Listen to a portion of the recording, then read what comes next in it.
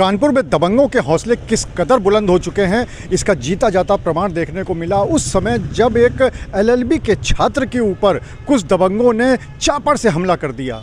और ये हमला इतना खतरनाक था कि उसकी उंगलियां कट गईं, उसकी अतड़ियां बाहर आ गईं और किसी तरह से परिजन उसको अस्पताल ले गए और अभी भी वो मौत और ज़िंदगी से जूझ रहा है।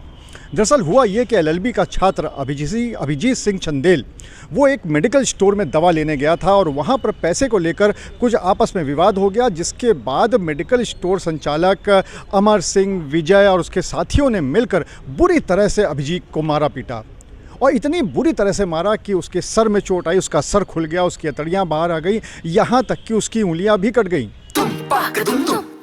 अरे श्रीमती जी, कुछ तो सस्ता लो, बचत करो। नहीं श्रीमान जी, सब बढ़िया लो, रहने दीजिए। इसमें क्या खास बात है? थोड़े में ज्यादा स्वाद, यही तो है इसकी खास बात। वाओ मामा, क्या स्वाद है। अरे मेरे राजा, प्योर मसाला।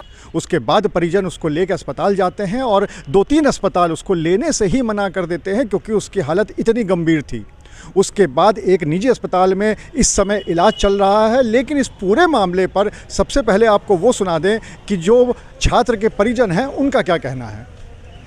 बैठ उसके ऊपर चापड़ से उसके ऊपर हमला किया, सब आते बातें सब उसकी निकल आई, सर पे हमला किया, उसका एक अंगूठा कट के वहीं गिर गया, एक उंगली भी कट के गिर गई, जानलेवा मेरे बच्चे के ऊपर उड़ा के चापड़ से मार रहे हैं। ये विजय, अमर सिंह और प्रेम और निखिल। जो दबंग है वो इतने पे ही नहीं रुके, बल्कि उन्होंने खुद इतनी बुरी तरह से मारा पीटा और उसके बाद खुद ही थाने पहुंच गए और जो छात्र है उसके खिलाफ ही उल्टा मुकदमा दर्ज करा दिया। जब इस पूरे मामले ने तूल पकड़ा तो उसके बाद फिर पीड़ित पक्ष से तहरीर लेकर पुलिस ने मुकदमा दर्ज कर लिया है और जो आरोपी हैं उनको गिरफ्तार भी किया है। इस पूरे मामले में पुलिस का क्या कहना है, चलिए आपको वो सुनाते हैं।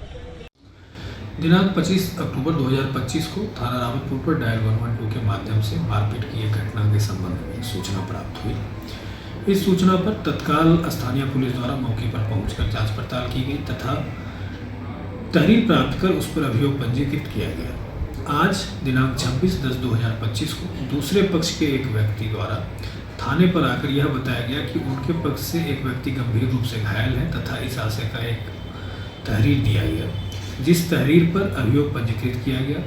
उपरोक्त का मेडिकल करवाया जा रहा है तथा अभियोग पंजीकृत करने के उपरांत नामजद अभियुक्तों को गिरफ्तार कर माननीय न्यायालय भेजा जा रहा है। अब पीड़ित छात्र की तरफ से भी एफआईआर तो दर्ज हो गई है और साथ ही साथ जो आरोपी है वो भी गिरफ्तार हो गए हैं। लेकिन दो बहुत बड़े सवाल खड़े हो रहे हैं। पहला तो ये कि किस कदर दबंग यहाँ पर उनके हौसले बुलंद होते जा रहे हैं शहर में, और दूसरी बात, जब इतनी बुरी तरह से छात्र के साथ मारपीट की गई थी तो उसके बाद उसी के खिलाफ मुकदमा कैसे लिख दिया गया।